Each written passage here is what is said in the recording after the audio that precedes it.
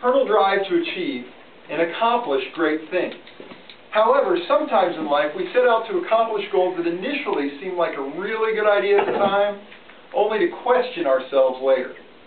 Here tonight, presenting speech number 5 from the Competent Communication Manual entitled, What Was I Thinking? Please help me welcome Brian Morgan.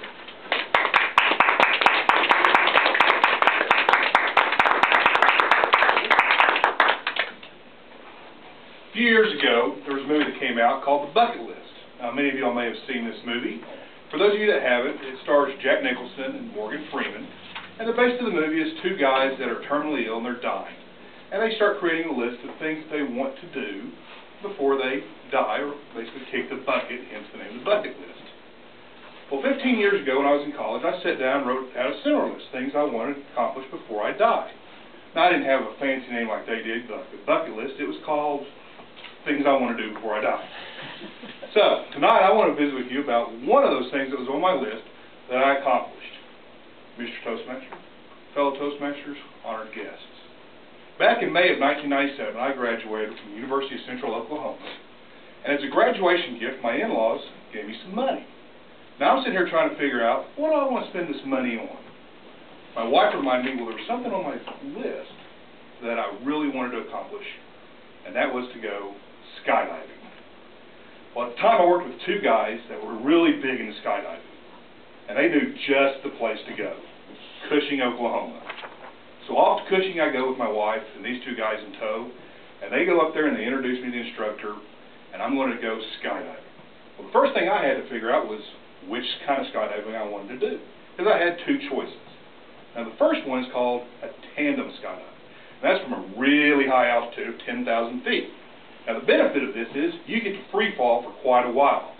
The downside is you're strapped into an instructor and you're just along for the ride, your baggage.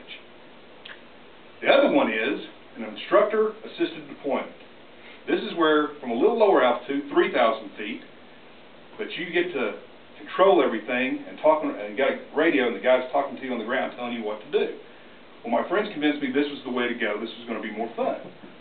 Well, they don't just throw you into an airplane and take off and say, jump. You actually got to go to school for this thing.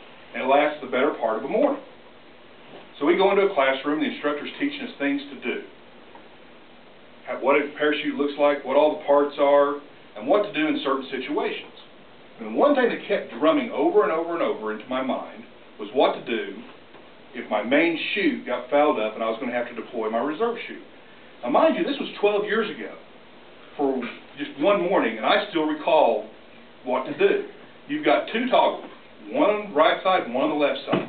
And it was basically pull 1 1,000, 2 1,000, 3 1,000, 4 1,000, pull to the left side. And the idea behind this was you reach up, you pull the toggle, and it cuts away your main chute. Pull the left side, deploys your reserve chute. Now the reason they had you count over and over is because if you did this number, your main chute gets cut away, your reserve chute might deploy and get tangled up in your reserve chute and get all fouled up. If your reserve chute gets fouled up, you're fouled up. And that's not a good thing. So, they went over and over and over this. The other thing they taught us was how to exit the airplane. Now there's a wing strut that goes from the airplane body up to the wing, and you reach out there and you grab a hold of it and you're basically dangling from there. And you're going to turn and look at the instructor and he's going to say, go. And you let go and he deploys your main chute for you. Hence, instructor-assisted deployment. You don't do anything, he deploys the chute for you, and then you go through all your procedures. So we get on board the airplane and we take off into the sky. Now I'm looking down outside the airplane and I'm looking up and we're going, wow, we're pretty high. Well, I've got a little altimeter right here on my chest. I look down, it's 1,000 feet. I'm thinking to myself, we're jumping from 3,000 feet. So I look over at my instructor and I'm like, hey, you ever had anybody get up here and decide not to jump? Well, he smiles real big and says, yeah, we had a 16-year-old little girl one time decide not to jump. That's the only one I can remember. Well, of course, you can imagine what effect this had on my ego. I didn't want to be number 2. So I'm like, okay, great, I'm going to have to do this. Well, what happens next, of what I thought was going to happen and what happened in reality were two completely different things. I get on the swing strut and I'm thinking, I'm going to look over at the instructor and he's going to kind of give me this look, are you ready? And then he's going to say, go. I get out, and I grab hold of that wing strut, and I look, and he's like, go! And I'm like, go? He's like, go! I let go, and I'm like, and I'm falling back, and I'm just seeing that plane going away, and I'm just thinking, oh God, what have I gotten myself into? What was I thinking? Poof. This canopy explodes over the top of me. I look up, and I've got this full, beautiful canopy. I grab the toggles, and I'm going, and I'm like, okay, good, this is good. Next thing I know, I got the little guy on the radio, he comes on, he starts telling me what to do. Pull left, pull right, steer right, and I'm just going down to the ground. Well, right before you come down to the ground, you've got to do what's called a flare.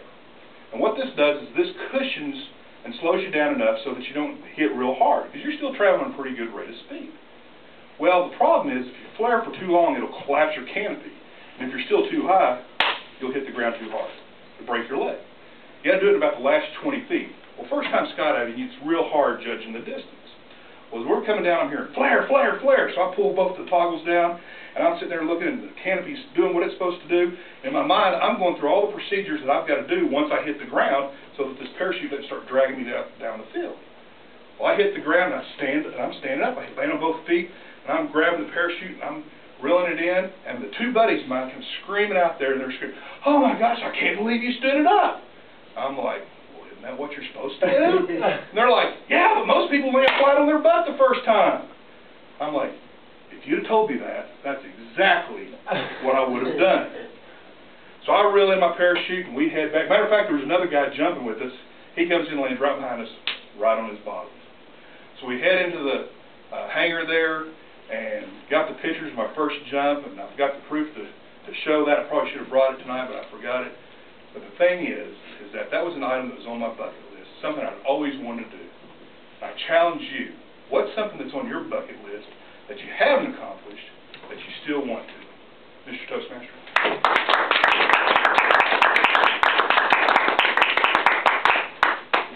Please take some time to